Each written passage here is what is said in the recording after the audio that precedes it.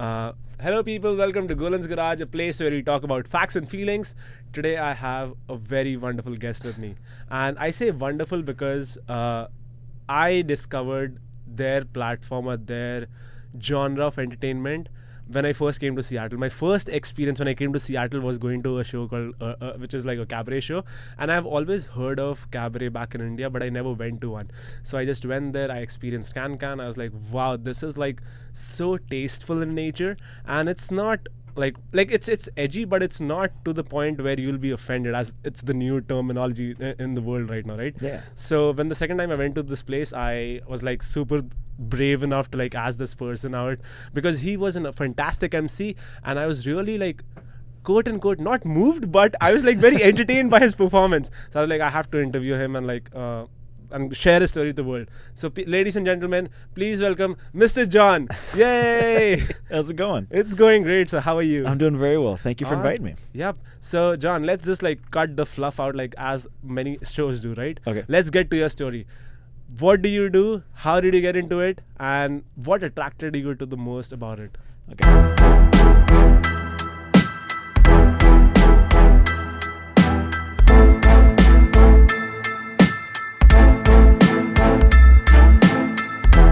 Gosh. Okay, so I perform and host at the Can, which we are about to celebrate our 17-year anniversary. Which is incredible. Wow, 17. Yeah, it's wild. So have you been there for all the 17 years? I have. Wow. Yeah. So do you want like a quick life story to lead up to Can? Yes, everything.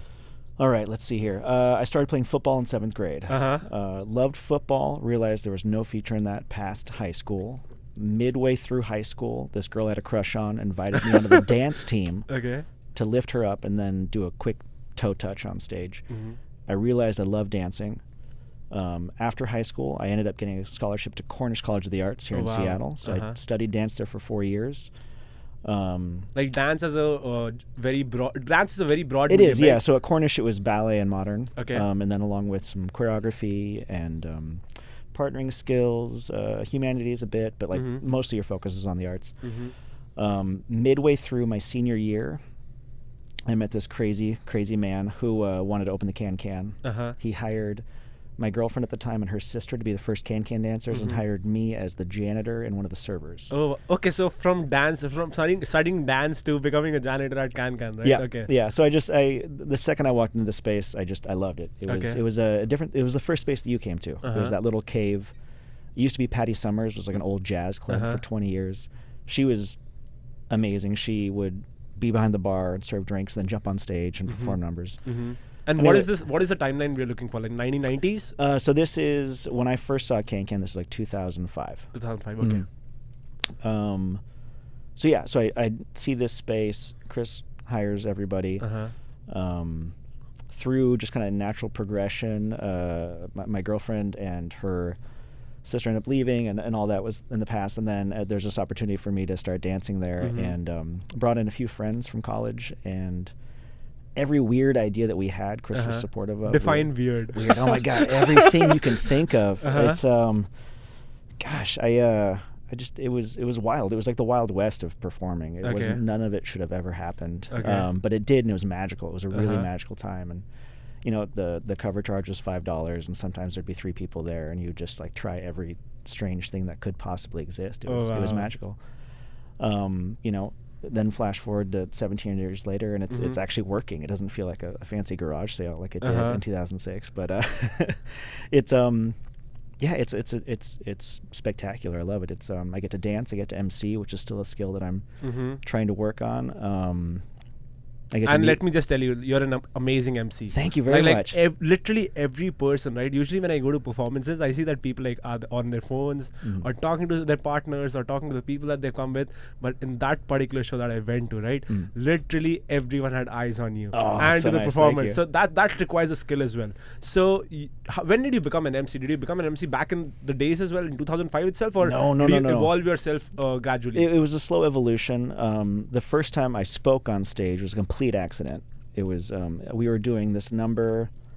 It was a number that was based off of a piece of music by Gogo Bordello. They're this like wild Eastern European band, and it's just their music is chaotic and beautiful and wonderful. And in this piece, I have this like fake beard on. It looks like a face merkin, and I have this like weird aviator hat on, and these two beautiful dancers come on stage with me. The problem was that I was on stage and they didn't make the costume change, so there I was just left on stage on my own for about 3 minutes, and then I just started speaking, and my first character on stage was this absurd character named Vladimir. This weird like Russian voice came out of me, and I just started talking on stage, and ended up working. So we kind of kept going with that, and then slowly I modified into my own voice. For a while there, I tried to copy Joel Grey from Cabaret. I know that. Yeah. Yeah, and he's spectacular in his own right in that movie, and I just realized I was trying to mimic other people, and I'm still trying to develop my own voice on stage. But that probably started, 2010, 2011, I think. That's interesting. So you said that you started from a place where 3 to 5 people. It was never houseful, right? And it was real small. And it evolved to a place where it's almost houseful. Literally every show, right? It has. I mean, it has been. Granted, the pandemic is a whole separate beast right now. But yeah, we're getting to the point now where it's sold out every night. It's spectacular. So how does the evolution look like to you? And what do you think is the contributing factor? Is it people's education toward what a cabaret is, or it's just like people being open-minded and like they being less conservative over the years? What do you think is the attributing factor? Or just like marketing of the show? Absolutely. That can also be. I think it's. I think there's always been this craving for this type of entertainment. I'd venture to say it's more about us. I think it's us evolving and becoming clear about what we're trying to accomplish. I think we were throwing everything at the wall at the start of this whole thing, and now we've kind of refined and and understand what we're good at and what we need to learn. And yeah, it's just I think it's a direct result of us growing and learning. That's amazing. Yeah. So how do you like audition people who want to like perform? Like are most of them like your colleagues, people who get referred to you, or is there an audition process where people come up to you, and like who are the people who audition? Are they actors? Are they dancers? A little bit of all the above. We have we always have open auditions for anybody. You email us, you're interested, we'll take a look at you, come on in, and we'll ask us questions and have you perform a bit.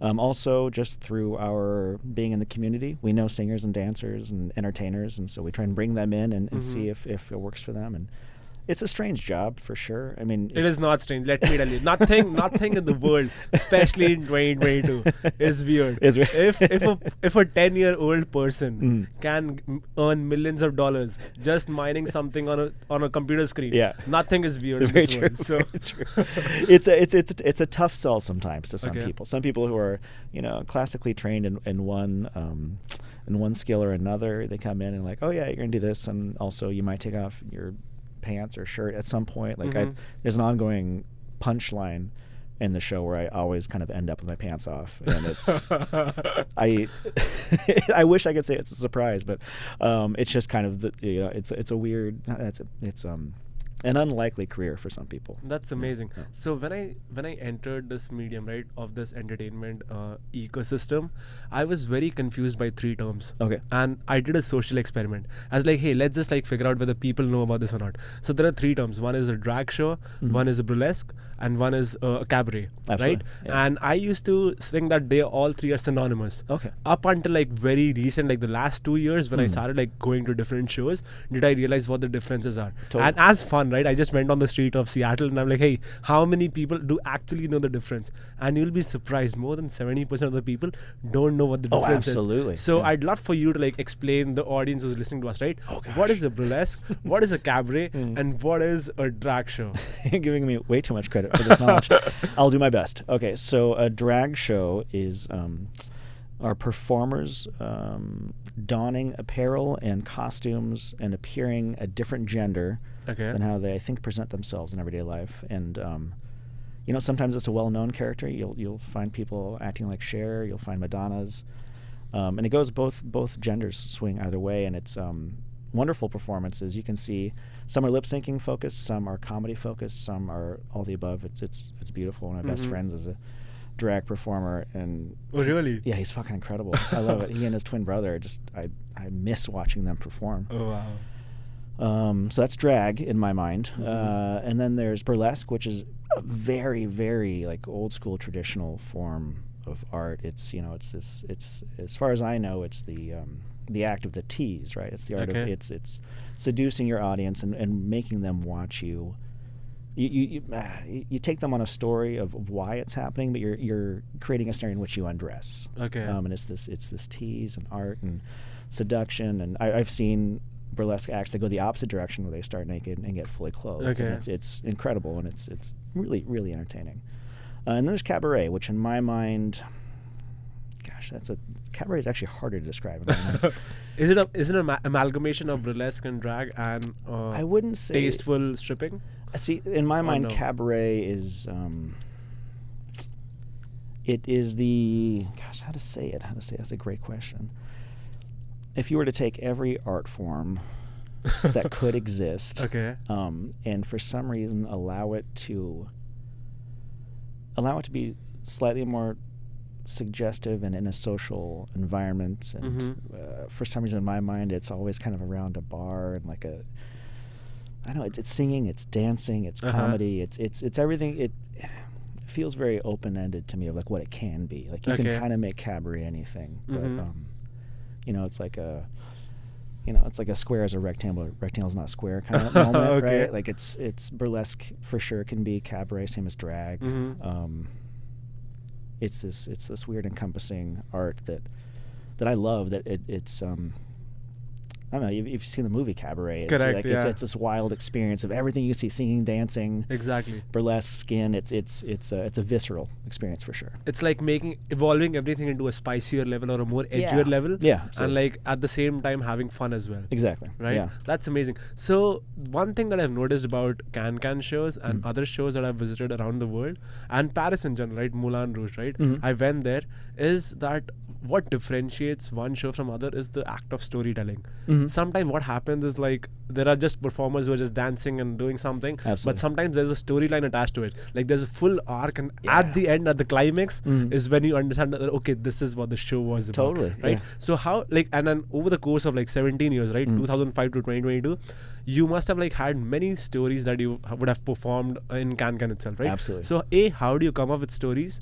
What inspires you with stories? And sometimes you can like maybe look at other people's story and then do it in your Can, right? Yeah. So what is the process like when you come up with the show which is fully packed with entertainment? Yeah. Can you just like help me get an insight into like what goes behind the scene of like the actual performance? Totally. Yeah. It's well, first off, every Can show is like it's a little bit different. Some are focused on more of like a variety show focus. You'll see some singing, dancing, and maybe some of it follows a theme. Like right now we're doing Ooh La La, which is like a Parisian themed show. There isn't a storyline arc, but it's all based around this one inspiration. Okay.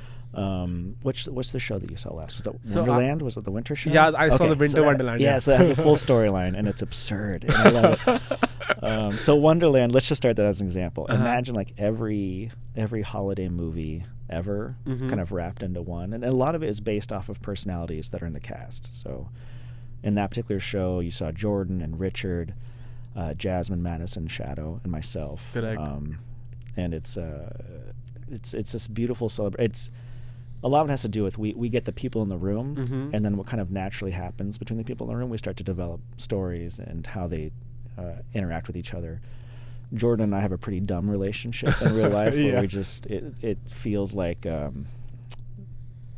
first off, Jordan's a beautiful human being, like hairless and like abs from his dick to his chin. Can I say that on this? Oh, you can. It's like you can say anything. And so it kind of feels like Step Brothers on creatine is like what essentially our relationship is. And then it's we just whatever naturally happens in rehearsal, we build off of. Okay. And maybe we have this arc of we want people to get from here to here. But it definitely we allow a lot of evolution to happen within rehearsal. Oh wow, that's amazing. So one thing that I've always wondered about artists in general is that no matter which country is it, right? Usually art form speaks about what is happening in the world and what people want. These are the main two segments which it can be divided into. and that's one of the reasons why whenever artists want to really bump up or like evolve into a level where they get international or national recognition, they end up going to a place. I don't know about India. India has Bollywood, right? Okay. And in India, what happens is there's one city that if you want to be an actor or an artist, you end up going there, which is Bombay. Okay. In US, it's primarily either New York if you want to get into Broadway, or LA if you want to get into Hollywood or industries like that. So for artists in Seattle, right? And since you always wanted to be a dancer, what made you stay in Seattle? And what do you think is happening in the artist scene in Seattle that can actually like take it to the next level? What do you see the future as for artists in Seattle? That's a big question. So I grew up in Salem, Oregon. Okay.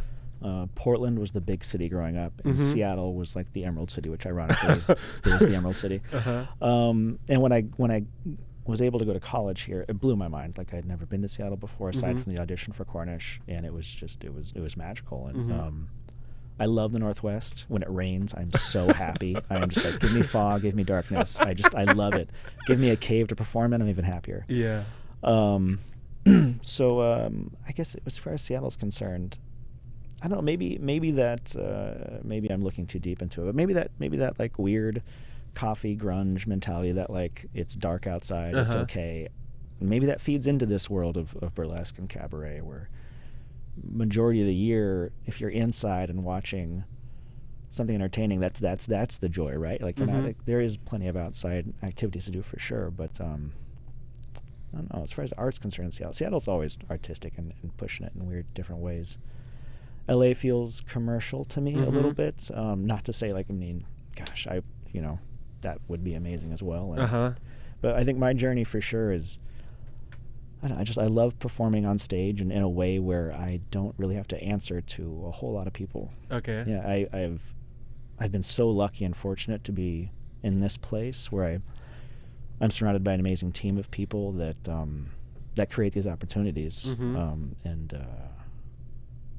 I feel like I haven't answered your question properly. No, you kind of did, because the thing is, like, I feel that every person, as I mentioned, right, they are in a movie of their own. Absolutely. Right? And in that movie, their goal or destination is defined by 3 tenets, which I define as they either go by passion, they either go by happiness, and they either go by their family. And these 3 are intertwined in a way where all 3 can meet in a sweet spot, and if you're able to find something which works for all the 3 mediums, you're the happiest person in the world. Absolutely. That's what I feel, and that's what is ikigai for my life. Right? So I feel your passion was dancing, that's why I got into Cornish, and that's you transited into Can as well. And over the 17 years, I don't think like people stay in the same genre of work unless they're super happy or super passionate about this. Absolutely. Right? So let's get into the third tenet, family. Yeah. First, do you have a family? I do have a family. When I say family, like, are you married? Do you have kids? So I don't have a family. I don't have kids. Okay. I have a wonderful girlfriend named Shadow. You saw me dancing with her on stage. Oh, wow. So she performs as well? Yes. So how did you meet? Like, did you meet organically on the show We met itself? kind of organically through Can. Okay. So this is my next question, right? And the reason I brought up family was because in the medium of movies and shows which are like tasteful in nature, right? Like, for example, cabaret, right? When you're super close to people, the human tendency is that if you're with a person who's like of an opposite sex or the same sex, depending on your sexuality, you develop feelings for a person who you spend the most time with. Absolutely. Right? And in the art form where you like dance very closely together, you end up developing feelings. That is what my question was attributed towards. Okay. Like, how does your family work towards? And in this case, like, she's a girlfriend, right? So what is your bond like? How do you come up with ideas, and how comfortable are you like performing with other people, and like how comfortable are you with your bodies in general as well? Yeah, it's a big and loaded question for sure. Yeah, and then no, it's okay. It's a real question. It's yeah. So I started Can when I was 21, 21. And so I've been through all these like ebbs and flows of having relationships both in and outside of Can and how does it work? Like, does it work good? It's both sides of it. It's hard. It's been hard, and it's it's every relationship has its own dynamic, and when you're with somebody and you're half naked on stage performing with another artist, that provides its own challenges, and vice versa. And I've been lucky enough I've known some wonderful people and been with some wonderful people, and it's on a pretty magical place right now with Shadow, where it's we love each other and we trust each other. And that's so amazing. Yeah, It's wild. It's this feels like the grown-up version of what I've experienced a lot. You know, going through the ebbs and flows of Can, and yeah, it's wild to kind of like, you know, what am I, 37 now, which is strange. That's amazing. It's strange to admit that. Like you do not look like 37. Oh, thank you. And this is where my segue for the next question is, right? In arts, like you have to make sure, for example, like in the tech industry where I come from, right? You have to make sure that you're super up to date with all the technology that is happening out there. And you're working your brain up, right? You're giving it rest. You're working out as well. Same for the profession that you're in, right? You have to make sure that you're good looking, which you obviously are. You have an amazing body, because what happens is like you have to be a little attractive for the audience as well, right? So you have to maintain your body in a way which looks attractive. Totally. So what does your daily routine look like? Like how much effort does it go in for you to, not just for you but for other performers as well? Yeah, right? no, to maintain. It for sure varies from performer to performer. I have been so probably my early years of Can addicted to the gym. I love the gym. It's my happy place. It's where like my version of meditation happens. It's when I'm like squatting with a lot of weight on my back. As of late, the pandemic hit, and then I grew a gigantic beard. Oh, really? Yeah, absolutely. I got how long was it? Big. It was big. I was like Hagrid style. Did you perform with that? No, that was like a year and a half. So it was a year and a half I had that beard, and then we started building out the new Can, and I shaved it off because I sweat a lot, and it would just be like this weird mop of hair. I couldn't do it. But you know, I'm literally just now in this last like 2 weeks starting to kind of refine my happy place in lifting again in the gym. Before that, literally, it was just stress and coffee trying to open up this new restaurant. Every piece of like metal and wood that got brought into that space, I probably carried in, so that kept me in shape, thank God.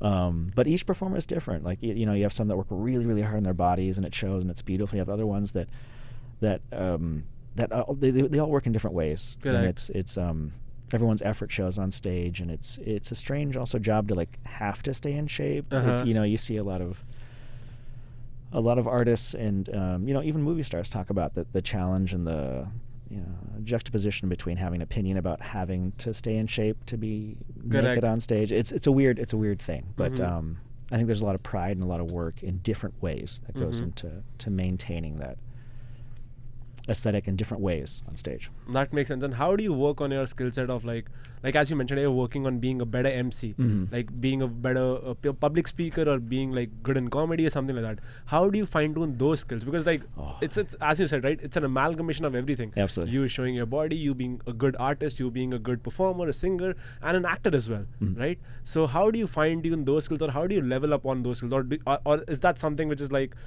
lesser on the priority ladder for you? No. It's one, I'm a horrible singer, so anytime you see me singing with a microphone on stage, there's at least like 5 other people, and my voice is drowned out completely.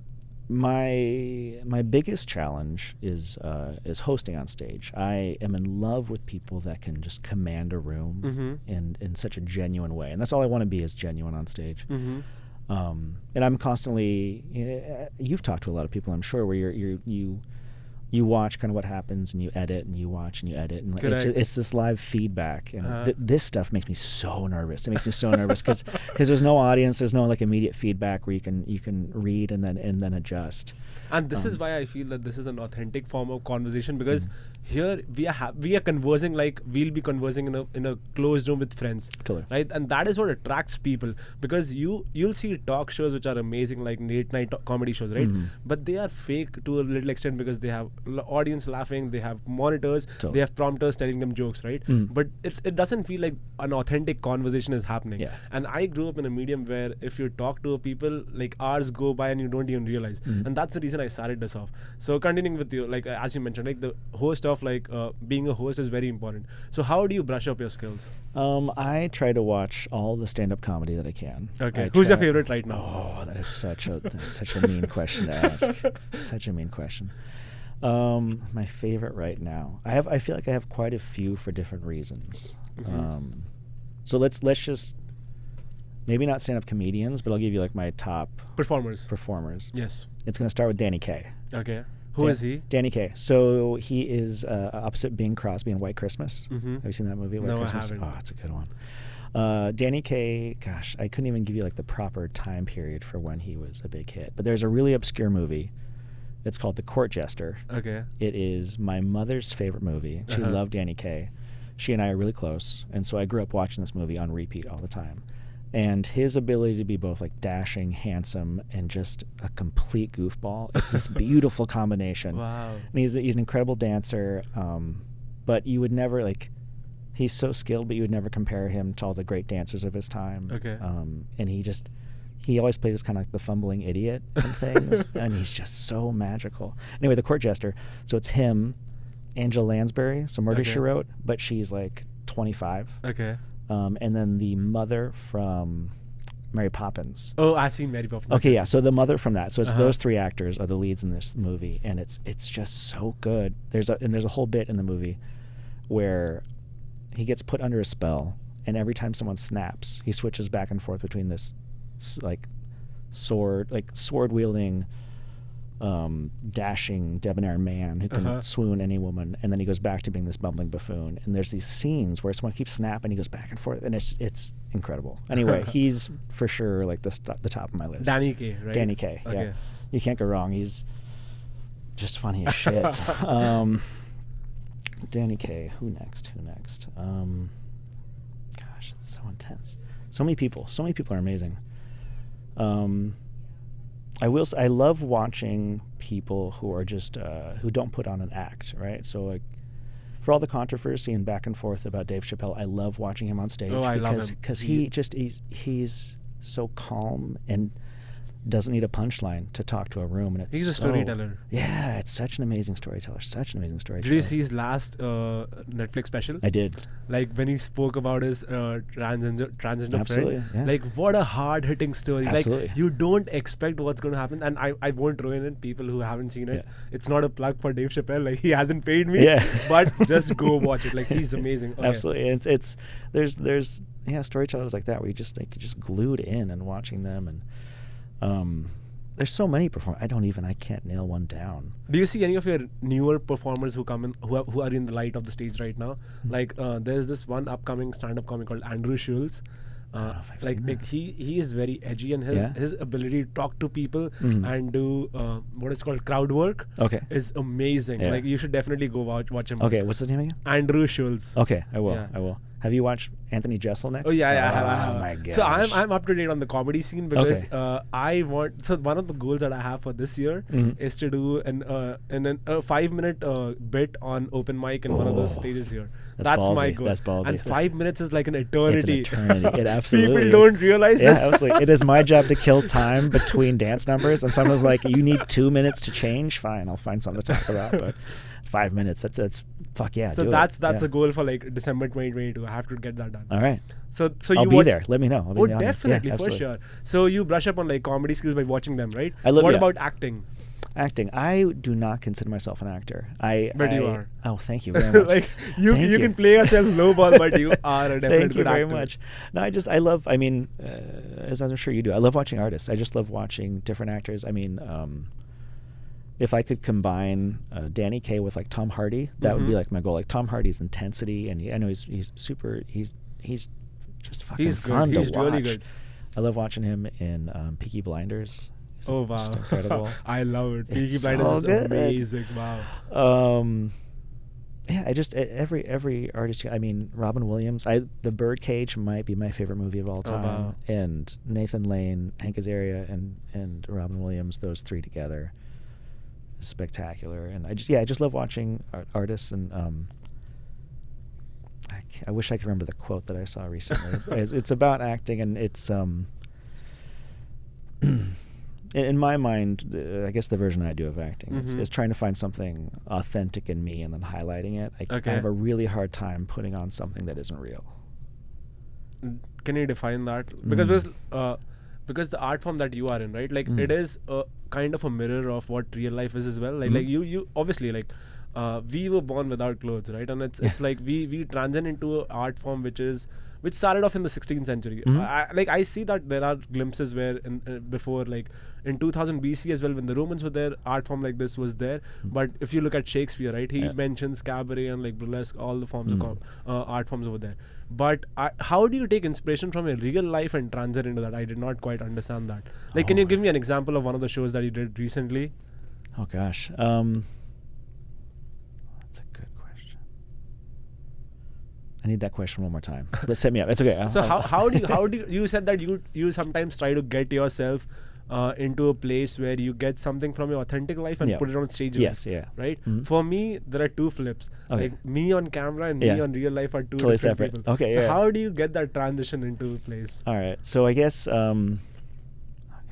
okay, so Shadow, my girlfriend, will attest to this, where like I definitely have kind of two parts of my personality. There's a part of me that I get really anxious socially. Like when I order, oh my god, when I order food at a restaurant, I like start mumbling. I can't fucking handle it. It's for some reason that pressure. I don't quite know how to handle. But you get me on stage with like a microphone, and if I'm able to calm my nerves, that's probably the most authentic.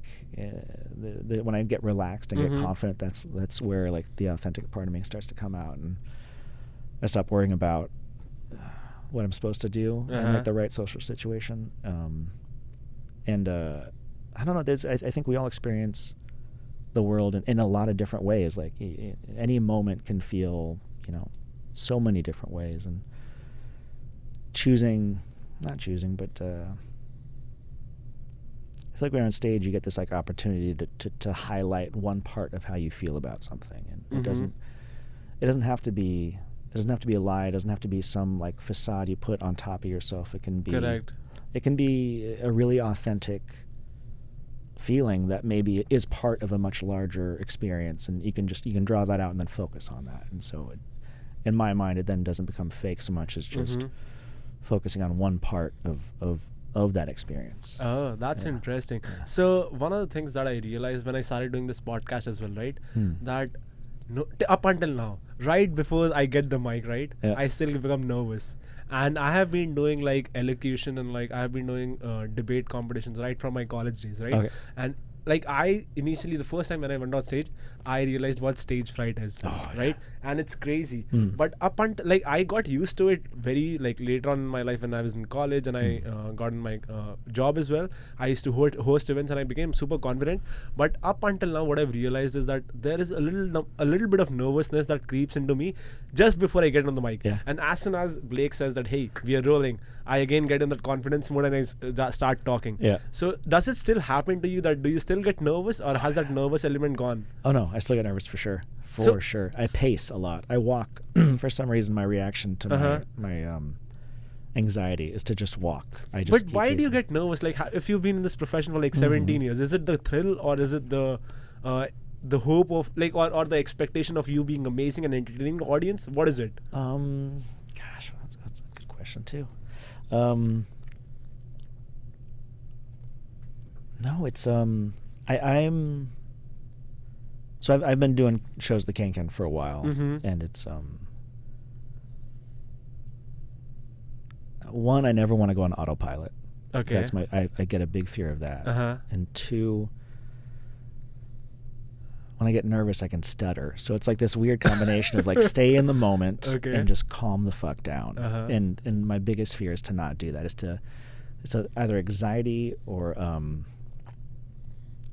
routine take over. Okay. I don't want either one of those things. I want to be calm and in the moment and be able to relate to people on a very real level. And some, like, more often than not, that happens pretty naturally. Sometimes I'll catch myself afterwards. I'm like, what did you just do? Like, why did you say that? Like, why would you, like, what was that? And I definitely, you say things often enough and you're going to run over your own words, and that just happened this last Sunday where I just came backstage. I was like, I don't know what the fuck I just said.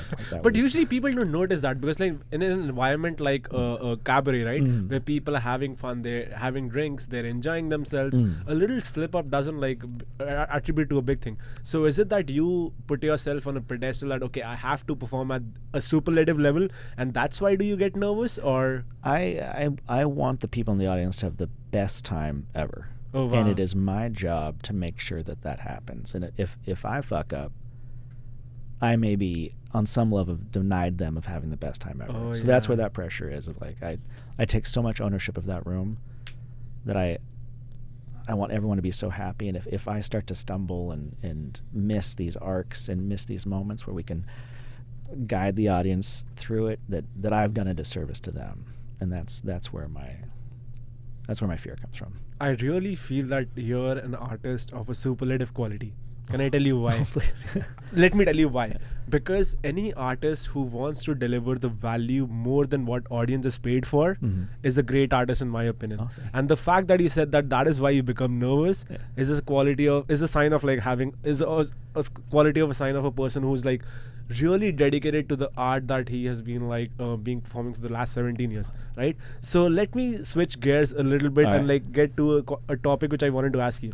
You're in a medium in a cabaret show where there's a little bit of nudity, not a little bit, a lot of nudity, a healthy amount, right? And you have people who sometimes may be drunk, sometimes maybe a little bit loose, or a little bit in the environment where people might do something hampy-shampy or something like that, right? And I see that you give a disclaimer right before the show starts that, hey, I know that you're having a fun time, but make sure respectful to the guests, right? So have you had experiences where people have like either groped or touched in a very... So what do you do in these cases? Firstly, how do you try to prevent those things from happening? And B, in case those events happen, right? What do you do? Do you stop the show? Do you respect the artist? Do you respect the show? What happens in your head? So I will start off by saying we've been very fortunate, Can, where it hasn't happened much. Okay. For being in business 17 years and for what we do and the intimacy in which we do it, it really doesn't happen often. Okay. The way that I try to control it the best is that I put myself in the scenario where I'm probably the one you're going to grab. Okay. So it's like how though? Because when I was in the show, right, like the artists were not in a static place. They were very fluid, and not just one person. Like okay, this person is the only person who comes from this rail. People are very homogenous in a way where they can come from anywhere and they can be at any point of time. Right? It's not a person has dedicated slot or section. So how do you put yourself in a place that okay, you're the only person who's to be mishandled? Yeah, absolutely. So I guess it's actually kind of a new beast in this new venue. In the old are much more intimate. Essentially, if you were on stage with a person that was celebrating something, odds are you're going to be the target of whatever happens. Okay. And so back in the day, that was kind of my role. Is I'm going to put myself in this weird scenario, and we'll see what the fuck happens.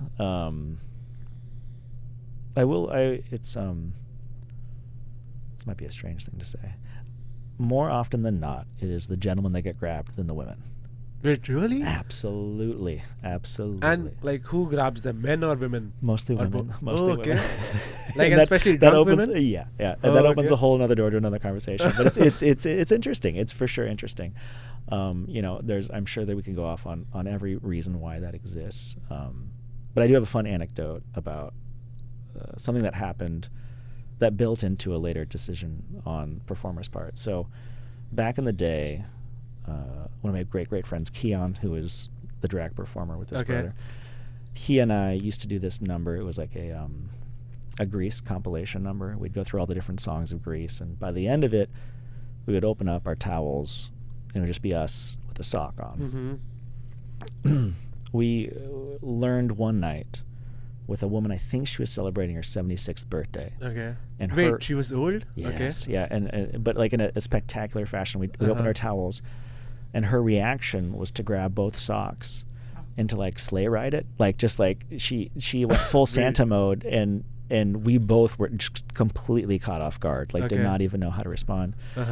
But she's 76, and it was this funny dynamic, and we both laughed it off because we both kind of acknowledged we put ourselves in that situation. Luckily, the socks had stayed on, but after that, we realized we need a safety sock. Like if we're ever doing this again, you need like one sock over yourself and then another sock in case anybody grabs anything. Correct. You're okay.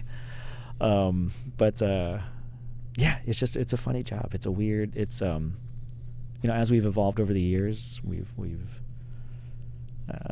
I wouldn't say like classed it up means we weren't classy before, but we've learned how to do things in a maybe more efficient manner that puts performers in a less questionable place with that. Like we've eliminated more of those opportunities. The reason I ask this is because one of the reasons what I try to do is whenever I'm shooting vlogs, right, whoever are people in my camera, I try to make sure they're in the most comfortable environment. Totally. Because they are my responsibility. Yeah. If I'm making vlogs from my content, I need to make sure that they are not being hampered by anything. Like if they're not comfortable saying something controversial, I want to make sure that they're in a comfortable environment where they are having fun, right? So in a situation where people get drunk in this, like how do you amp up, I don't want to say the word security, but how do you make sure you're creating a safe environment for your artists in general? Because this is an art where you want people to come in for auditions.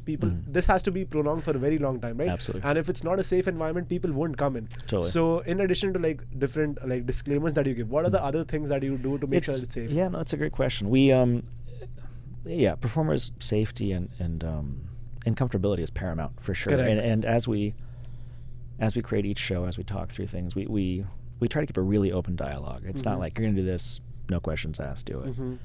A lot of it is like, is this okay? Is this okay? Like, how does it feel? And to be honest, I'm probably the instigator of like every bad idea that happens at Can. I've put a slip and slide on stage before. Okay. That's a bad idea. Oh, wow. Yeah, I try to keep a really open conversation with everybody, and Chris and Faye and Shadow. We all we want to make sure that no one's ever put in a position where they don't feel comfortable. And as far as we've been fortunate, Can to not have to have a really strong security presence. Okay. I think part of that is how we've managed shows, and back in the day, there's we get you get a random little moment that happens in a bar, and it's funny because people kind of forget when you see a performer on stage, like Richard's, what is he? He's a beast of a human. He just like if you make that human mad, like don't do that. Like he's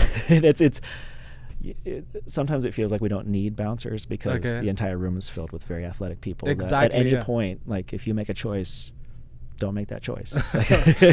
That is what my next question was going to be, right? Like people are in an environment where you folks are super athletic, right? And you folks can't defend yourself, but you don't want to also make a scene out of the show, right? Like for example, if there's a mishap happened, right? How do you balance off trade-offs between continuing the show versus respecting the dignity of your performers? For example, if something has happened where the performer, like one of your artists is like feeling super disrespectful, will you walk in and will you stop the show then and there? Will you be like, hey, this is something that has happened? Or will you come in a position where, okay, one audience member did this, but we should not be ruining the fun of all other? Has the situation happened? So we've had a few scenarios. So I guess that scenario happens more often in people disrupting the show, rather than being necessarily too disrespectful to artists. Like in what way? You get a couple that may be too much to drink, maybe an argument before the show, and they're sitting close enough to the stage where they're distracting from the whole experience. And so we've had to deal with a few moments like that where you try to gracefully remove them from the situation. You don't want them to be acting that out in front of an audience. You don't want the audience to be focused on them and not the show. It ruins the experience for everybody, and it's such a weird juggling act. It's so weird. I wish there was just one way to handle it, but every scenario is different. Every scenario, and it's you want people to feel respected and like they're getting their money's worth. At the same time, you want people like performers to feel safe and respected. And every scenario, we learn something every time. That's interesting. And I think it's always being aware. It's all you can do. That's amazing. So you heard of Moulin Rouge, right? Absolutely. So Moulin Rouge it's like the mecca of like cabaret and shows which are like spicy in nature, right? Yeah. So I ended up going to Paris, and like I spoke to one of the managers over there, and one of the things that they do is that if there's a big celebrity in Paris, right, their management somehow tries to convince the celebrity to come on the show, not to do like a big act, but give the performers a boost. And what ends up happening is that's one of the reasons why they have a seating of 850 people, and that's a huge audience for that, right? So like, do you have so this is a two-part question. Yes. A, do you have plans to like call in celebrities just to pop up on the stage and like say that, hey, or do a small dance number to attract more audience? Or like, what is your marketing strategy like? How do you want to make sure that Can is still relevant 10 years down the road? I think I didn't know that about Moulin Rouge first. Yeah. That's clever. That's a good plan. It's great marketing. That's great marketing. Great marketing. Like, just imagine if Brad Pitt just goes on the stage Absolutely. and just does a small dance. No one really nothing. Yeah. It'll attract so much of audience, right? That's genius. I mean, I think my plan with Can is just to evolve in quality. To be honest, is to continue to grow and define quality. Quality in performance. Quality in the room. Or everything. I want the second that you step into our doors, it should be a completely different environment. You should be transported to a world that you didn't think could exist in real life. Oh wow! It should. I mean, from like it should be like tactile to visual to smells and. Oh yeah, smell actually attributes to a very big factor. It's crazy. Yeah, I never knew that. Yeah, it's wild. It's every sense should be ignited. Yeah, absolutely. And it's this new space. It's been an amazing build out that we had to do real quickly. And it's I think we're just scratching the surface of what that theater can be. And I want to continually evolve it. Our old space. So when did the first time you came to our old space? So I came to your space in I want to say 2017 or 2018, sometime around that time. Yeah. So you saw towards the end of the evolution of that space. 10 years prior to that, the stage was in a different spot. There were no catwalks. There was no curtain. It was just like drywall painted. So it was an amazing transformation in those 15 years in that space.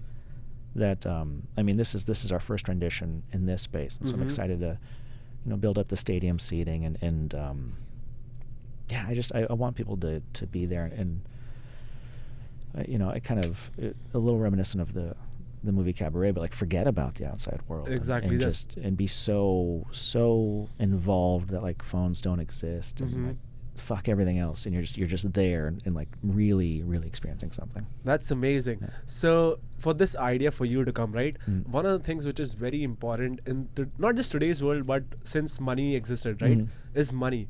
Because what money does is money, like people say money doesn't buy happiness. Like I say that there is a step towards that. What money does is money gives you the ability to have choices, and choices is what transcends into happiness. Totally. If you have choices, then you probably are happy, right? If you don't have choices, you have to struggle for money. You have to make sure that you're striving in the world, right? So how is the money situation in Can? Is it like, obviously it has to be profitable for it to exist, right? Like, are the performers happy with the money, or how do you make sure that the monetary structure is worked in a way where every performer is happy, every audience member is getting the value for the buck, and B, you're also thriving as a business or growing as a business. So how do you manage that? No, it's a great question. It's a challenge for sure. It's so before that, is money good? Is money good? Oh man. In Can and in Cabaret. It is. It is. Okay. It's if you build the right structure, it can be good. Prior to the pandemic, we were doing really well. Finally, we had like figured out our business model. And then the pandemic hit, and I was like, oh, here's 18 months off, so that hurt. And then we realized we couldn't stay in that space after the pandemic because it was so intimate that it was just like a COVID den. So we had to, we had to look for another space. And we were fortunate enough to stay in the Pike Place Market and get this bigger venue. But I mean, first and foremost, we pride ourselves in taking care of our employees and our performers and are always striving to like take care of everybody in the family. And then, ticket prices, I want to be competitive with shows you'll see around town and provide more than necessarily what you'll get at other shows around town. Correct. I want people to constantly be surprised at the quality of the show. We had a mother come in this last Sunday with her son and her son's boyfriend, and our son's girlfriend, I apologize. Her son was 22 and girlfriend, and it was just they couldn't decide if they wanted to come see a cabaret show together, and they came in, and the mother after the show was being very honest. She was like, I'm surprised at how good it was. I was like, that's great to hear. That's really great to hear. Like, I know it was a gamble to come in. It's a Sunday, it's as a family, who knows if this is a good idea or a bad idea.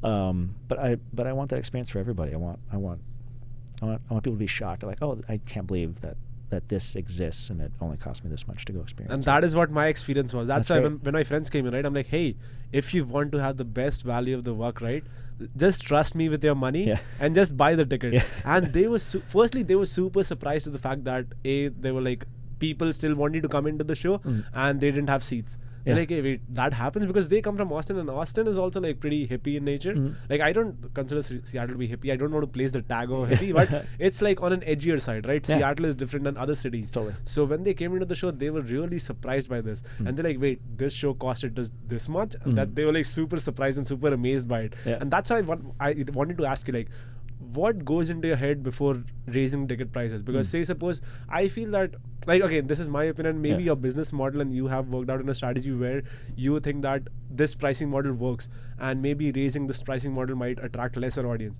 right? How do you make those decisions? Who are the main decision makers in Can right now? Like, are you the sole decision maker, or there are boards of trustees? How does that process work behind the scenes? Yeah, so there's there are two primary owners. That's Chris and Faye. Okay. They're married. Chris started Can and has been an incredible friend and mentor and provided me this incredible opportunity. Was he into cabaret world as well? So he, so he was in Chicago and worked for Opera of Chicago. So he's got this like wonderful and trained in opera, younger. So he has this wonderful history in music and came into Can with this like ticketing background along with that, and he just knew he wanted to open this place called Can and had this grand idea. And the first couple years or first year it was Can dancers on stage and like live musicians, and it was a lot of fun. And then he and Faye met, and she's a performer as well, and they have two beautiful boys now, and it's this natural evolution of the two of them. And I was lucky enough for them to bring me in as a partner after 7-8 years. They decided to bring me in. It was the most generous thing I've ever seen, because they didn't have to do that. And so now this is my life, and it's incredible. But as far as decision making, like,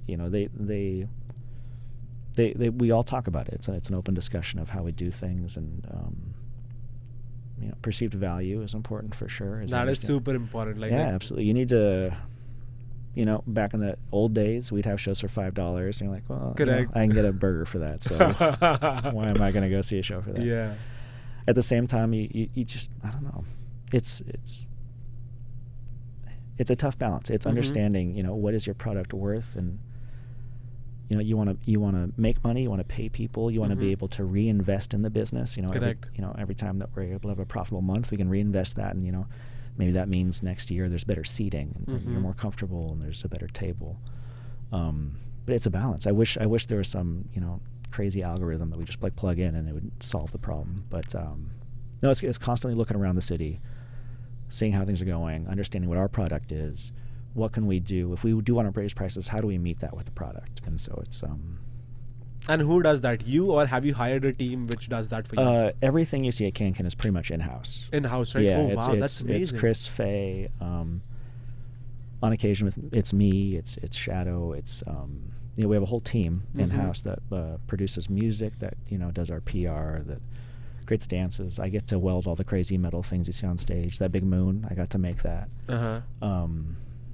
Yeah, it feels like a family, like mom and pop store for cabaret. That's amazing. Yeah. Now let me just walk you into something which is my strong suite.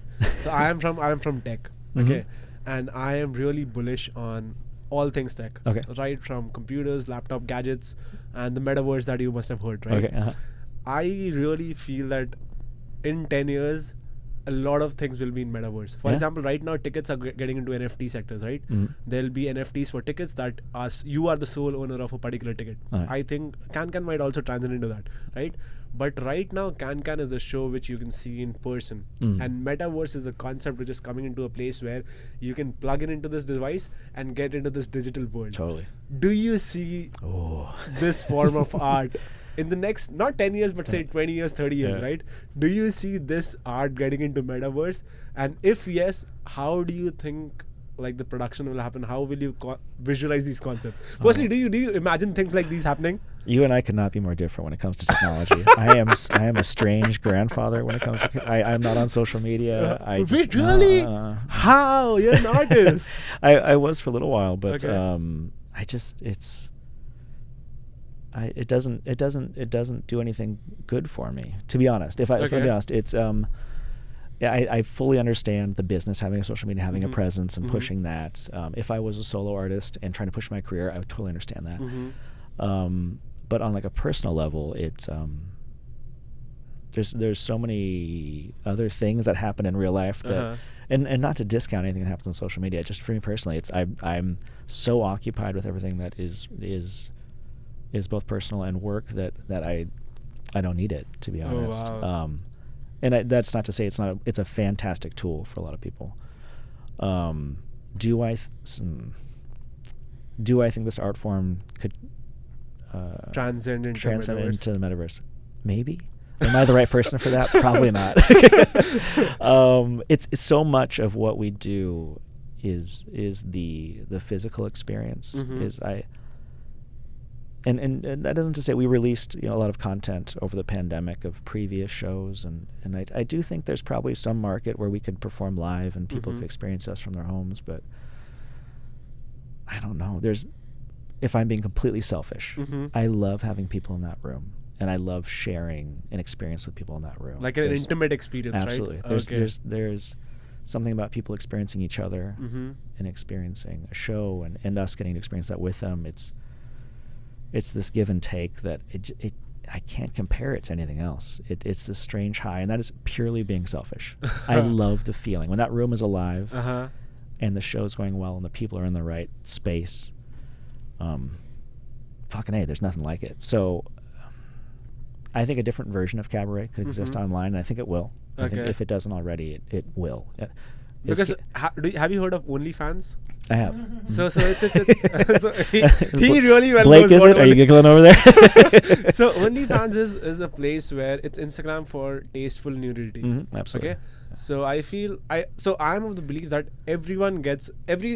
I feel technology is the answer to literally everything. All right. And this is my belief, like it can solve really everything. Okay. So I really feel that for people who are who really don't want to go out of hands, right? Yeah. Especially for people who are born in the Gen Z era, right? From 2000, right? Yeah. They have been brought up in a way where they don't they love socializing, but their primary attraction towards the world is via gadgets. Totally. So I feel that if this art form or any art form in general, like movies or gaming or podcasting as well, right? Yeah. Where if this has to exist, we must have to evolve ourselves into a metaverse where everyone will exist, because the whole point of artists doing a show is if you don't have an audience, what are you creating entertainment for? Yeah. So I will, if I can venture to say, in that same note, I think the juxtaposition has to exist. Okay. So I think with every step the metaverse takes, which I think is so useful and important, the more important the live aspect of what Can is needs to exist. Okay. And I think it will purely make that commodity more important as the metaverse gets more important. Oh, that's interesting. And I kind of agree to that as well, because without real life experience, you won't be able to enjoy anything. Yeah. That's amazing. John, I have one last thing to say to you. Okay. I really feel that you're a successful person. Oh, thank you. And let me define success for you. Okay, a successful person is one who is doing something that they love, not love. Yeah. Okay, someone who is really making money out of those choices as well. Someone who's really happy in their personal life, and personal and professional life is intertwined in a way where they are not hindering each other. And I really feel from this conversation, this is happening for you. And that's why I really feel that you're a successful person. So all the people who are listening to this podcast right now, right, who want to either grow into this art form or become an artist in general, right, what is the advice that you want to give to people who are just budding into this world? Yeah, advice. I don't know, I guess be one. Oh gosh, I'm gonna sound old when I give this advice. Don't be afraid to do this shit job for a while. That's a weird thing to say, but if you can dream your future in a place and can see it, don't be afraid to start at the bottom.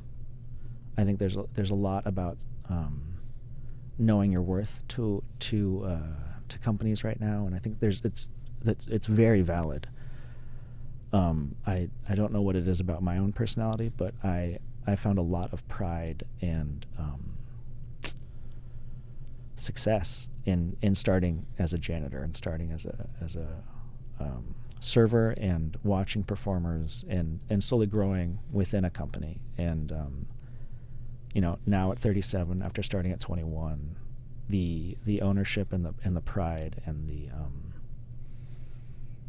strength I feel from that is pretty incredible. And I know that's not everyone's journey. That just happens to be mine. But gosh, I don't know. Like, dream really, really hard and dream big. And with that, don't necessarily think that you deserve that right now. Oh, okay. That can be a life goal. I think my life goal for Kankan is fucking huge. I don't think I deserved that at 21. I don't think I deserve it now. I'm hoping when I'm 50, maybe I'm getting close to it. Oh, wow. That's amazing. That's like golden words. And actually one of the reasons why I do podcasts is to learn things like these from people like you. And this was an amazing advice. I really actually listen to this and let this simmer at night and let it boil and try to absorb it as much as possible. But Jon, this was an amazing conversation. Thank you, man. I really loved every second it of was words a pleasure. that was coming out of your mouth. It was a pleasure. And people, if you want to watch Can or any of Jon's performances, right?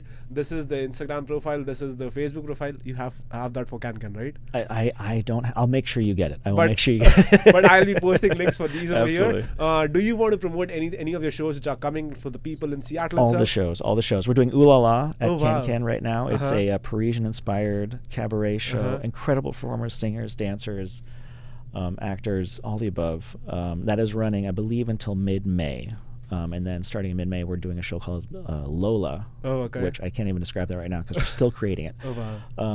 But come down to Can. Have a good time. Bring a bachelorette party. You can bring your mom. That's okay too. Yeah. And her dads as well. Absolutely. For some reason, I focus on moms. I'm like, you know what? There's something there. But it's a good time. It's a good time. Awesome. Dad, mom, you heard him, right? Whenever you're in US, I am bringing you to the Can show. But thank you, people, for tuning into another episode of Golan's Garage. Next week, there'll be another show, another performer, another amazing person. But till then, peace!